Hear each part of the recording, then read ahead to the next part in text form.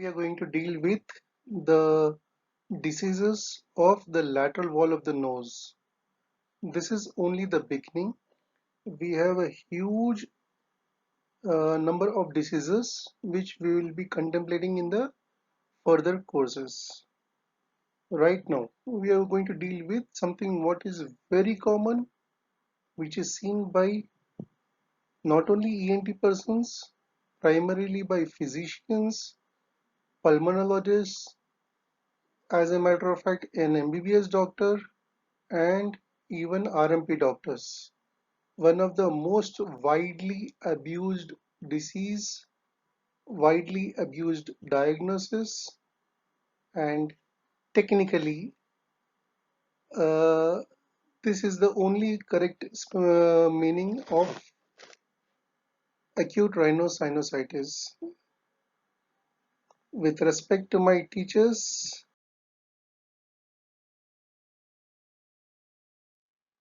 let us begin the class for this. We need a definition. Why do we need a definition? Because in the context of acute rhinosinusitis, if you remember your ESDAS, acute means up to 3 months, which is not the case in our ENT criteria. Here we say not more than 4 weeks. It's an inflammation of not just the paranasal sinuses, it is an inflammation of the nasal cavity also. Many of the textbooks they separate every single thing, saying that no, the rhinitis is completely different and sinusitis is completely different. Technically speaking, ENT is a department of misnomers. Sinusitis, it's very clear.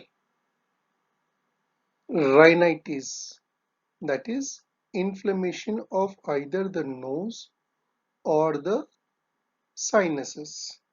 Then, if there is an inflammation, why do we take it as a treatment of antibiotics, or why do we do surgery? Because if it is only inflammation, it is supposed to be subsided by anti-inflammatory, which is so simple. But then, why do we suffer so much? Second, are we the only people with sinuses? Do not the lower animals have it?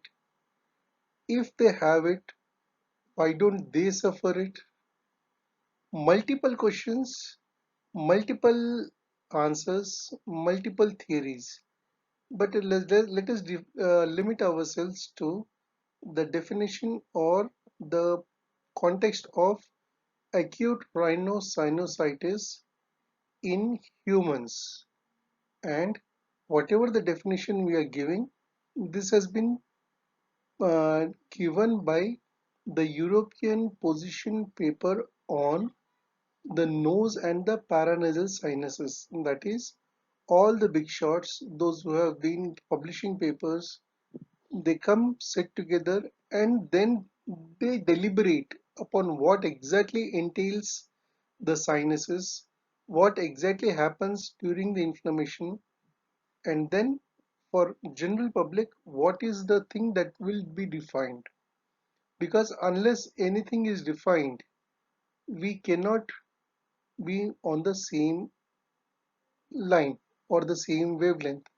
Because if I have an Indian standard, an American standard, and an European standard, the papers would be mismatched. We cannot be talking about, we don't know whether we are talking about the same disease or not. So for this, we also have a certain diagnostic criteria. That is, we are supposed to have a nasal discharge which is either anterior or posterior or both, and it has to be accompanied by nasal obstruction. That is, there should be a sensation of a nasal block, either unilateral or bilateral. and at the same time there is facial pain which can be manifested as pressure over the head or fullness over the head or both. Now, please, if you remember, this is not so simple. Last class we said septum is one of the things which will cause nasal obstruction. It can also cause facial pain and headache. Now, where are we? This is why, and there is never such a thing that the septum will say, okay, this from month of January to December, June, I will be causing nasal block. Sinusitis, you cause a problem from July to December. That cannot be. Both coexist, both relate to each other and aggravate or increase the symptoms because of this. Please take into consideration the nose is a 24-hour working dynamic tube. It is not an anatomical passage. It's a physiological conduit wherein the nasal cycle is working, the atmospheric pressures are working, there is a change in the temperature, humidity, and at the same time, it has got anomalies for its own. So that creates a very difficult situation for the clinician. Let us take to it. What are the things that we consider if we mean acute rhinosinusitis? We have a common cold. Second is a purulent rhinosinusitis. Then there is something what is called as an acute rhinosinusitis in children. And the last would be the recurrent acute rhinosinusitis. Each is a separate criteria. Why? Why do we need such a separate criteria? Because are we going to deal with this medically? Are we going to deal with it surgically? Or are we going to do something what is called as a masterly inactivity? Or are we going to work in an emergency situation? Everything depends on what is our diagnosis. So let us take each into consideration. Common cold. Common cold is what is was referred previously as acute rhinitis. But over a period of time, as we understood the nasal cavity or as we understood the nose and the paranasal sinuses, there can never be a inflammation of only the nose and the nasal cavity without the inflammation of the paranasal sinus mucosa. That is why the term acute rhinitis has been replaced with acute rhinosinusitis. Now, common cold, this is what happens almost to everyone 1 or 2 years, once in a while, once in 1 or 2 years, every one of us will suffer a cold, irrespective of what is our immune strength, irrespective of what is our uh, uh, day-to-day care or the best practices we do, invariably, sooner or later, everyone, at least once or twice in a year. The textbooks say 2 to 5 episodes per year in adults, but please imagine, I am saying 1 or 2 years at least, we see a cold. And in that cold, supposing if you go and it lasts for 2 to 3 weeks, no matter what you do, you take medicines, you don't take medicines, it is going to be there for 2 to 3 weeks, and then the way it has come, it goes off. We don't know why it has come. We don't know why it has gone off. But we assume that this is most of the times viral origin. That is, the virus, I mean, basically is all airborne viruses. including the one which we are going through, the corona. And definitely at any given point of time, 6 to 15% of the general population are always affected by cold. Please remember, this is a very huge number. 6 to 15% at any given point of time are having cold. Majority of us would not even bother. Everyone will take care of the household kada or whatever the things what they will, I mean, elders say, and may not even come to the doctor's notice. Children, very commonly 7 to 10 episodes per year, that is almost one episode per month. Now with the advent of, you would not believe, with the advent of the packed foods, children are always prone for common cold. Why? Because the preservatives within the food are what are actually the triggering factors. The body develops an immune response to those preservatives, and that is why you will have common cold more in children. Previously also children used to suffer from this, but now the incidence and the prevalence has increased. Is that enough? No. It all depends on the climatic conditions, whether it is summer, rainy, winter season. It, it depends on the damp environment, whether we are living in a dry, arid area, something like the Thar Desert, or are we living in a coastal area somewhere like Chennai or Mumbai, or are we living in a plain, something like Hyderabad, or area which is surrounded by mountains like Vijayawada. Every single thing will depend on how frequently do we get it.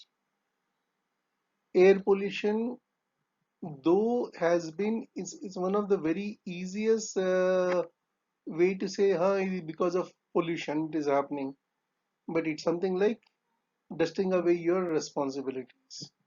Air pollution typically will affect not just the nose, it will also affect the lungs, because the particulate matter, the size of the particulate matter will be stuck in or affecting only the lungs, not the nose. Vibrissae will prevent the larger particles. Smaller particles will go all the way down to the alveoli. Second thing is something what is called as an allergic inflammation.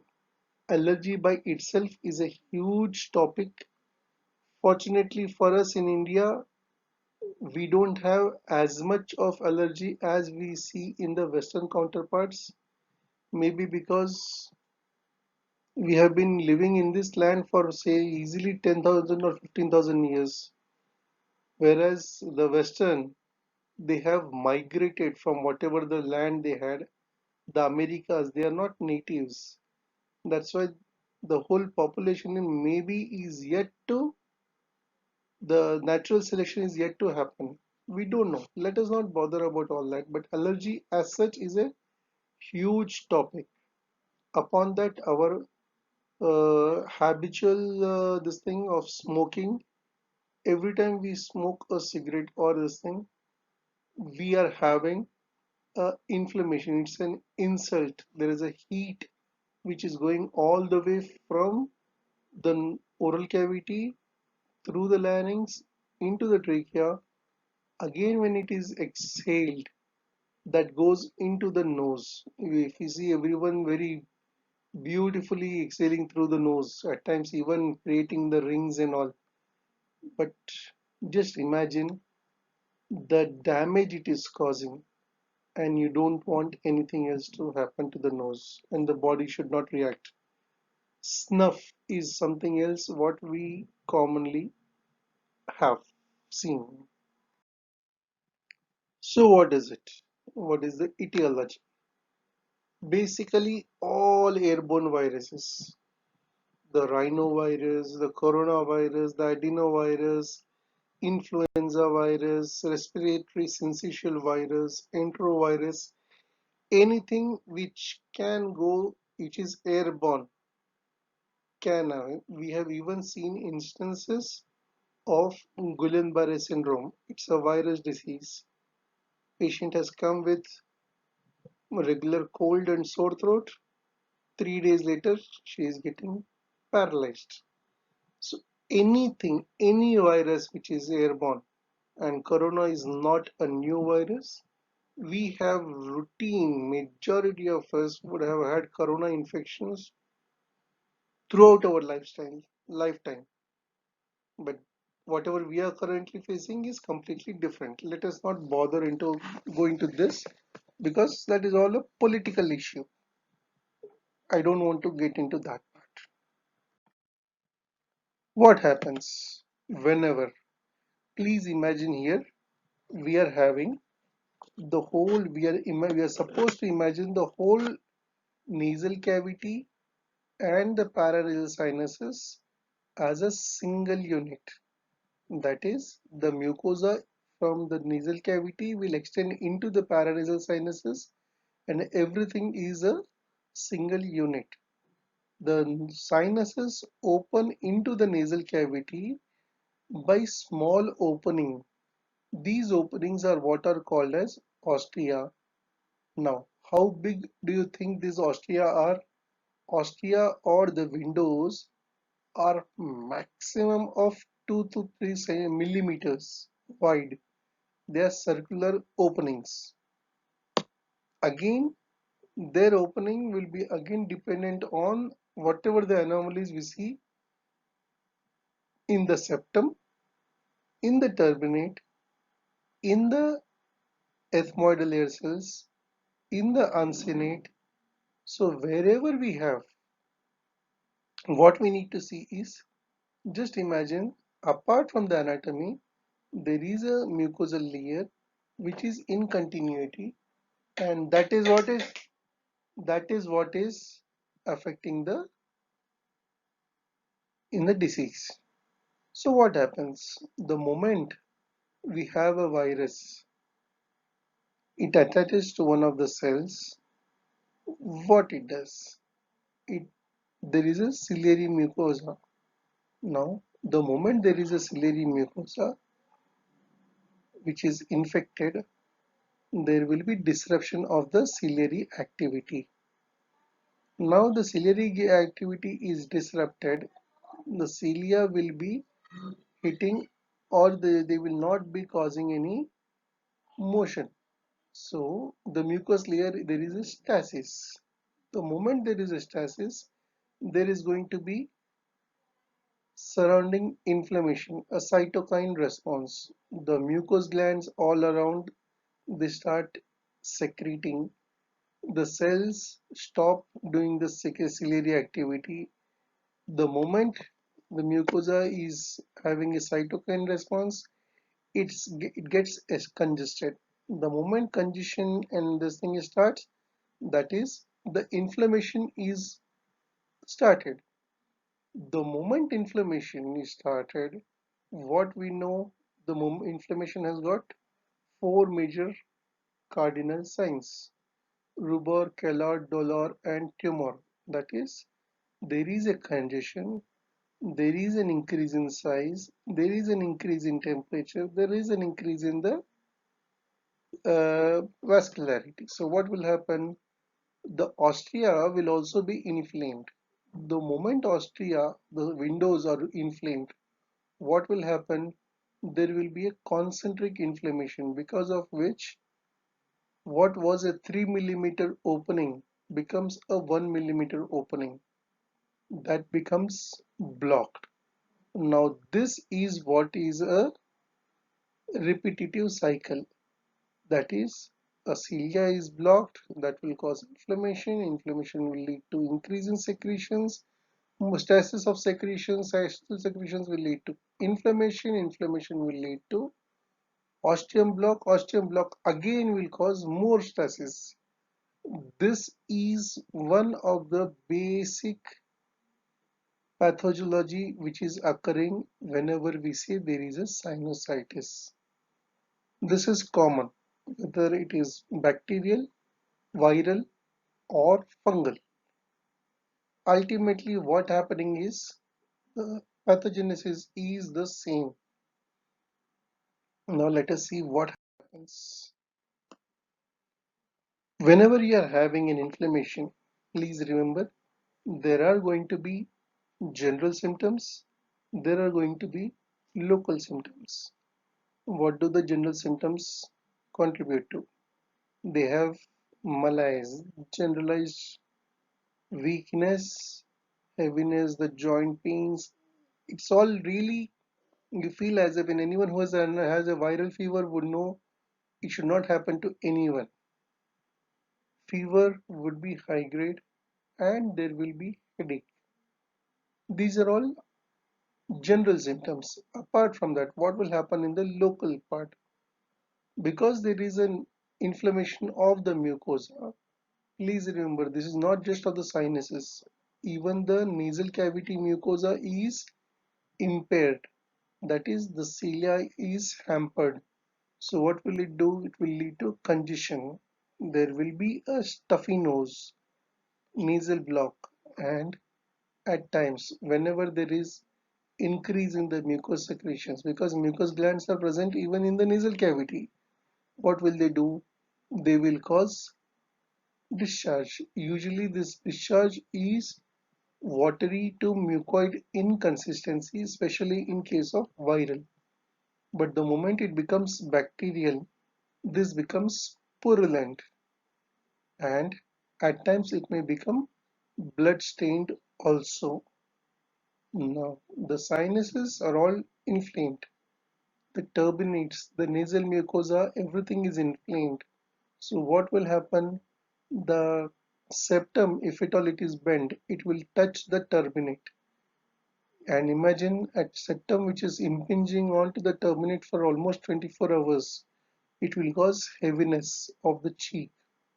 This will also cause headache. The sinuses are filled up with purulent material. What is supposed to be filled up with air is now filled up with pus. Now the pus, moment we have pus, we don't label this as an abscess.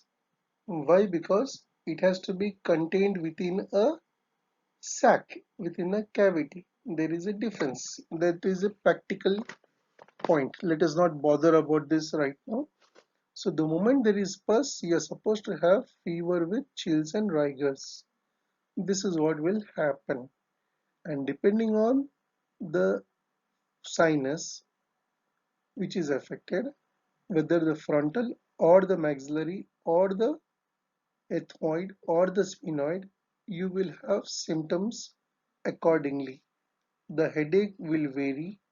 Frontal will be over the forehead, ethmoids will be deep seated, sphenoid will be again deep seated, maxillary will be just around the cheek area. So the symptomatology will depend on the type of maxillary sinus which is affected. So for common cold, how do we manage it? Do we need any investigations? We have realized we can really depend on the patient for the diagnosis of common cold only, not of sinusitis. Common cold only. Do we need any investigations? Never. Unless you are money minded, you can no, you don't have to have any investigation, neither serology nor radiology. Why? Because you treat the disease or with medicines, it will go off in a week. You don't treat the disease, it will go off in 7 days. So why do we treat?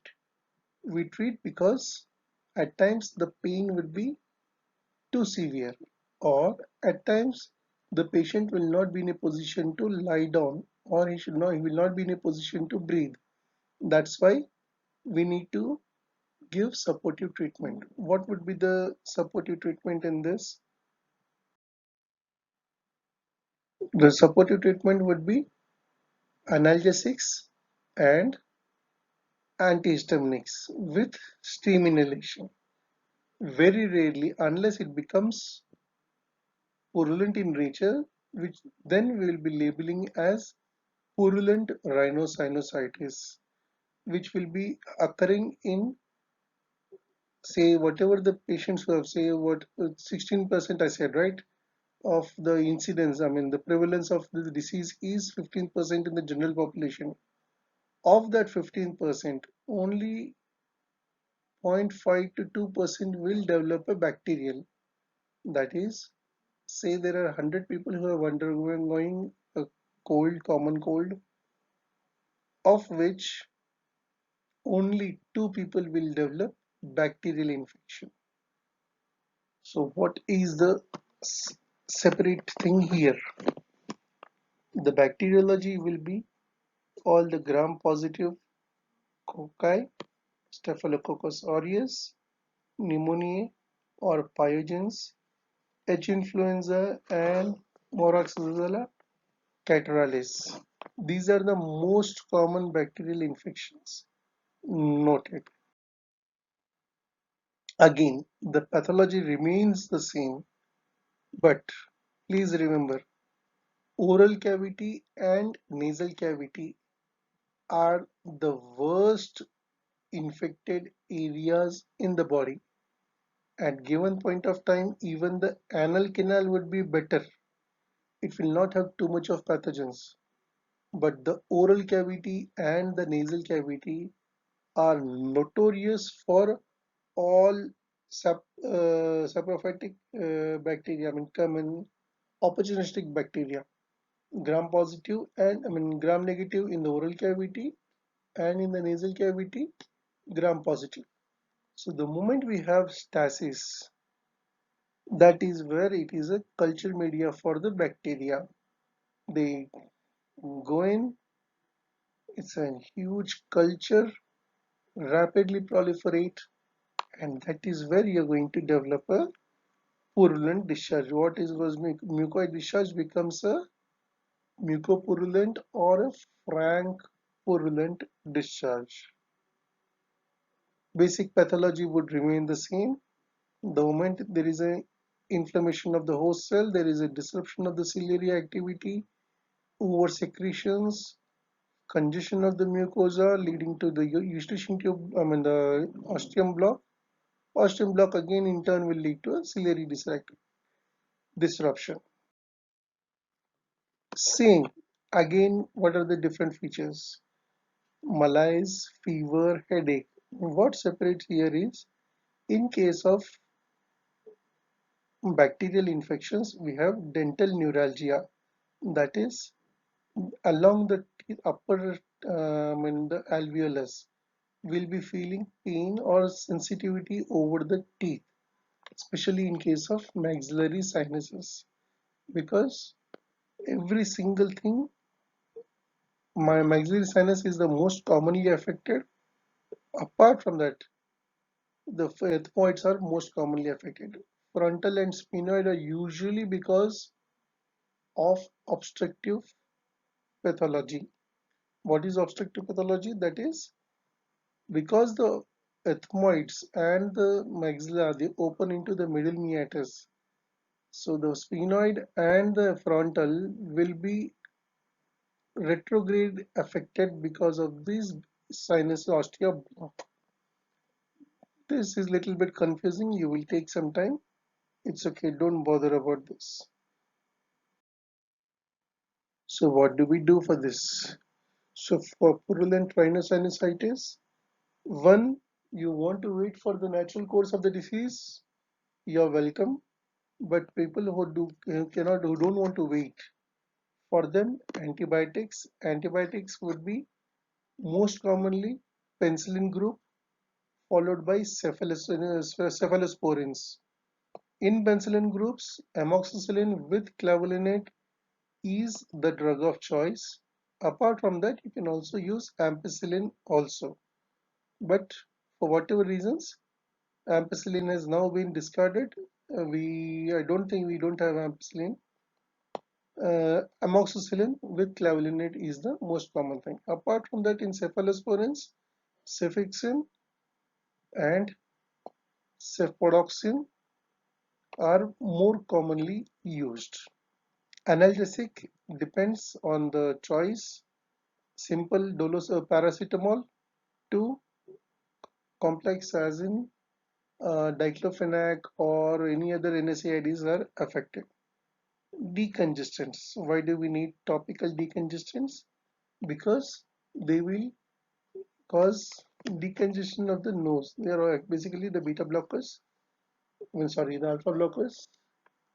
So, oxymetazoline and xylometazoline are commonly used, followed by steam inhalation. Antihistaminics, first generation or second generation, like uh, polaramine, that is chlorpheniramine maleate, or cetirizine, levocetirizine, azilastrin, clemastine, desloratadine. Any of the antihistaminics, depending on the choice, are used. This is a very important thing because you will be asked to give a prescription for your patient in the exam. This is what has happened once. Then, what about acute rhinosinusitis in children? Because in children, the sinuses are not well developed. That is, they the sinuses develop only after 4 years of age, and the last sinus is the sphenoid, which will be developed only after 14 years of age. So majority of the times, acute rhinosinusitis in children is very unlikely. Say you have a patient who is fitting into the diagnostic criteria or the definition of rhinosinusitis. Please remember, you are supposed to rule out a foreign body. You are supposed to rule out a unilateral choanal atresia. This is more important because we know the sinuses are not involved. There cannot be simple rhinitis. It has got to be because of something else. Apart from this, what can happen is one, adenoiditis. Adenoids, because after they develop after only and only after 2 years of age, and that will in turn cause blockage of all the secretions. They block the choana and cause retention of the secretions, which will lead to chronic rhinosinusitis, never acute rhinosinusitis. There is a difference. You can have chronic rhinosinusitis in children, but acute rhinosinusitis is unlikely. Common cold, yes, common, very common, but acute rhinosinusitis, unlikely. Chronic rhinosinusitis and adenoiditis is very much common. Then, what do we mean by recurrent acute rhinosinusitis? That is where the definition is coming. Because if it is less than 4 weeks and between these two symptoms, supposing a person is having a disease which is persistent for the whole year, unless there is a symptom free interval between two episodes, it, if the symptoms are continuing without abating, that will be leading to chronic rhinosinusitis. So how do we differentiate? Because the treatment for acute rhinosinusitis is different, chronic rhinosinusitis is different. So how do we label this is acute or this is chronic? The only differentiating feature is in between the two episodes, he is supposed to be symptom free. If he is not symptom free, then that becomes chronic rhinosinusitis. Then why are we having this? Most of the times it is because of an allergic response. That is, he is exposed to either the organic stuffs which will cause allergy or irritants. They are exposed to chemicals or wood or very rarely dental infections. The second molar is in first molar and second molar are in very close proximity to the maxillary sinuses.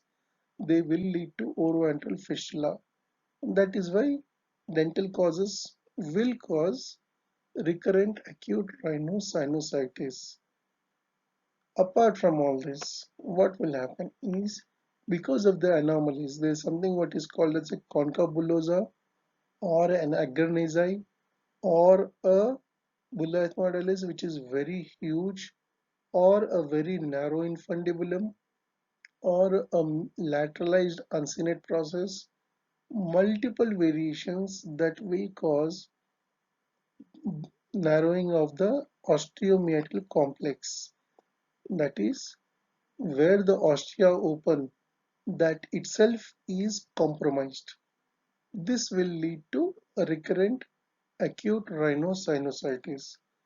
Complete the diagnosis has to be certain. Only then will be in a position to take care of our diagnosis or the treatment will be justified. How do we take care of this? There's something what is called as a diagnostic nasal endoscopy. That is, we pass the endoscope and we visualize what areas have been compromised or what is the area which is actually involved, and thereby will be in a position to identify the sinuses that is affected. This is what we do in our OPD on a day-to-day basis. What we do in OPD is an endoscopy, albeit we don't do it in under anesthesia, local anesthesia, but whatever is possible we do in without any anesthesia. How do we support it? We support it with serology, that is CBP, or allergic response such as serum IgE levels, C-reactive proteins, because or thyroid levels, because we need to know what has caused recurrent acute rhinosinusitis, and radiology would be of immense help. Apart from all this, there's something also what is called as a snot snoring, SNOT. SNOT 22 is a questionnaire which is now being used for the diagnosis of chronic or acute rhinosinusitis. What are the treatment? Treatment again would be same antibiotics, analgesics, antihistaminics, decongestants may or may not be added with intranasal corticosteroid spray. Why? Because the steroids are the best anti-inflammatory drugs. Apart from that, in when the medical treatment or when there is after adequate medical therapy, there is not responding, the patient is still having symptoms. That is when we plan for surgery. Surgery in case of sinuses is called as functional endoscopic sinus surgery. The reason why we say it is a functional, that is all we'll be dealing in case of the surgeries in the nose. Now, we need to understand whenever there is an acute disease, the chances of having complications are more. Likewise, if the disease is chronic, the chances of developing complications are less because body has got time to adjust. Complications itself are a major question for you. That's why I'm not going to talk to you in this class. I'll be taking complications of rhinosinusitis, both acute and chronic, in a separate class. Right now, this is all about acute rhinosinusitis. Fungal rhinosinusitis is also one of the most important things, but because you will not be bothered about the fungus, or will be that is too extensive for undergraduates, we just will let you know in a briefing glance about mucormycosis and fungal balls. But that is a topic for a separate class. Right now, you need to understand acute rhinosinusitis may cause more complications than chronic rhinosinusitis. This ends the class for today. Thank you.